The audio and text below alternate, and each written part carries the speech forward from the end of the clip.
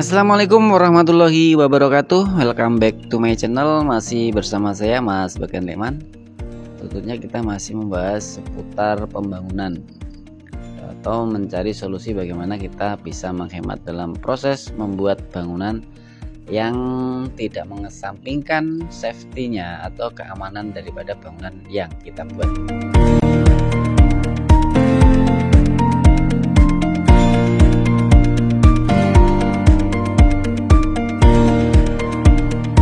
Oke, untuk memperjelas tentang sistem COR.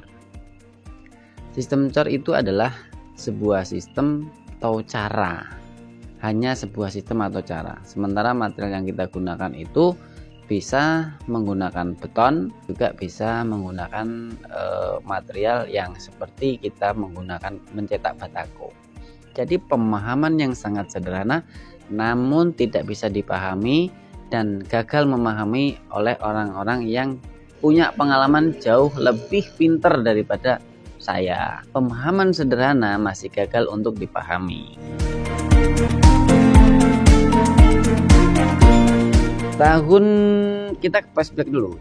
Flashback kita kembali ke era tahun 80-an.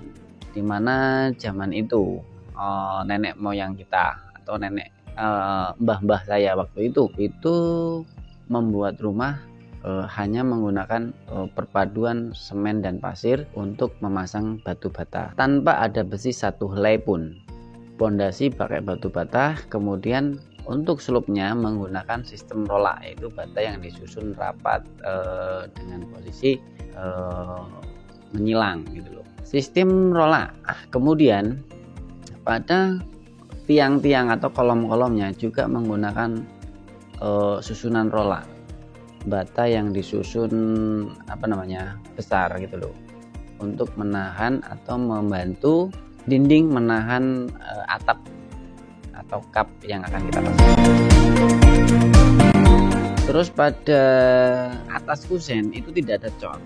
Zaman dahulu itu di atas kusen itu tidak dipasang sabuk slope. Nah, hanya dia memasang rola di bagian 0 bata atau 0 dinding itu tetap dikasih rola tapi tidak dipakai slope.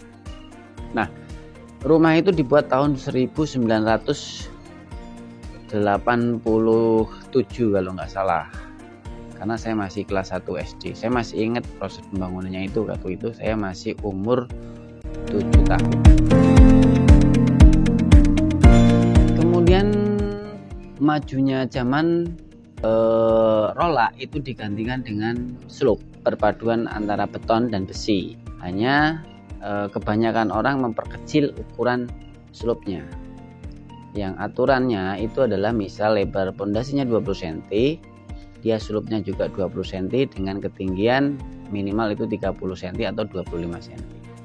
Tapi diperkecil oleh kita dengan cara yang lebarnya 20 cm kita pasang amping batu bata, terus kemudian slope-nya hanya selebar 10 cm kalinya 20 cm.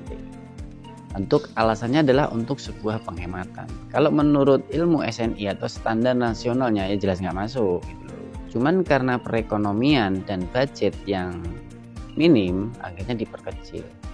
Saya dengan cara ini tidak setuju sebenarnya, karena pondasi adalah konstruksi utama daripada sebuah bangunan.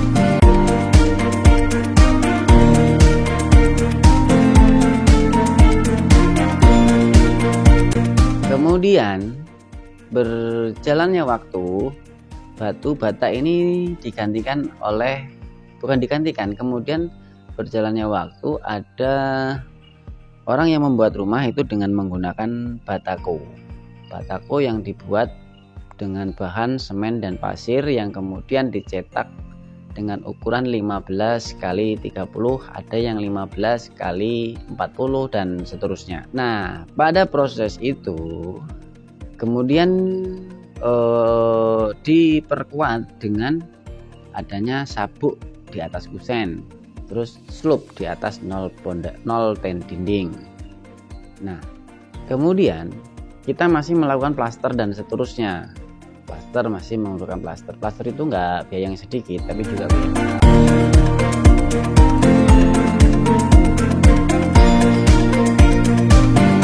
Kemudian saya sederhanakan menggunakan sistem cor. Sistem cor itu adalah material bataku tadi itu yang kemudian saya cetak. Pertama saya melakukannya itu dengan ukuran 60 cm ketinggiannya. Nah, berjalannya waktu demi waktu, cetakan itu kemudian saya kembangkan menjadi ukuran 120 x 240 cm yang saya pasang dengan susunan tidur. Nah, kemudian setelah beberapa kali membuat rumah dengan pengalaman yang kita lakukan dan ingin percepatan dalam proses pembuatan rumah itu, kemudian cetakan dinding itu saya pasang dengan konstruksi berdiri seperti yang ada pada video kali ini. Alasan saya adalah mempercepat proses pengerjaan karena sekali cetak sudah ketinggian 2,40 cm yang dimana pada saat kita naik pada atas tahap atasnya kita pasang sabu sebagai pengaman, pengaman konstruksi atau safety-nya. Kalau kita melihat pada gambar video yang ada di video ini, slope kita kolom kita menggunakan 40 cm persegi.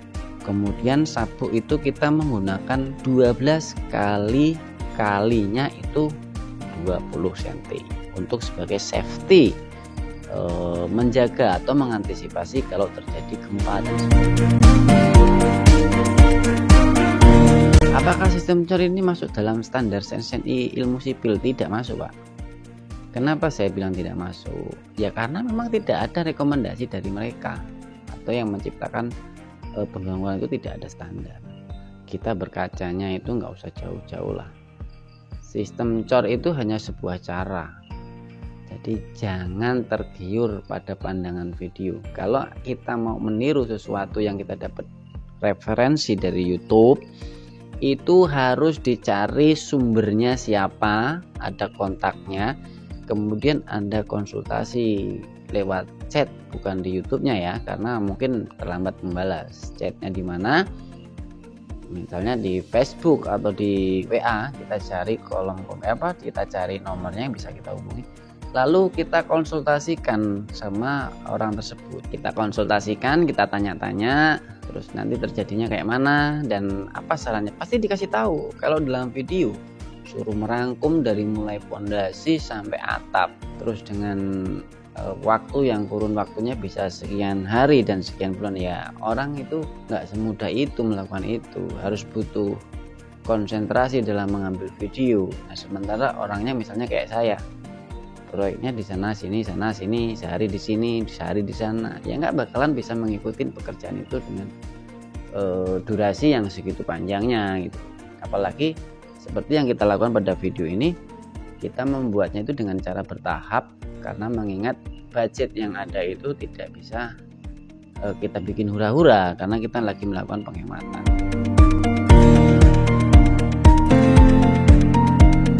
Jadi intinya kurang dan lebihnya adalah tentang sistem cor itu adalah sebuah cara mensederhanakan batako yang kemudian kita cetak langsung.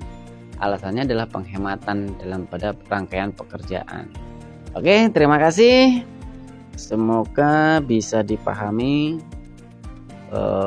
tentang penjelasan tentang sistem cor adalah sebuah cara, bukan merubah standar kenyamanan dan safety-nya kita abaikan. Oke, terima kasih sudah setia pada channel saya. Jangan lupa untuk like, subscribe, dan komennya. Kita jumpa lagi di lain kesempatan. Mudah-mudahan saya bisa menjelaskan apa yang menjadi pertanyaan teman-teman atau saudara-saudara semua. Salam satu profesi, sukses buat kita semua.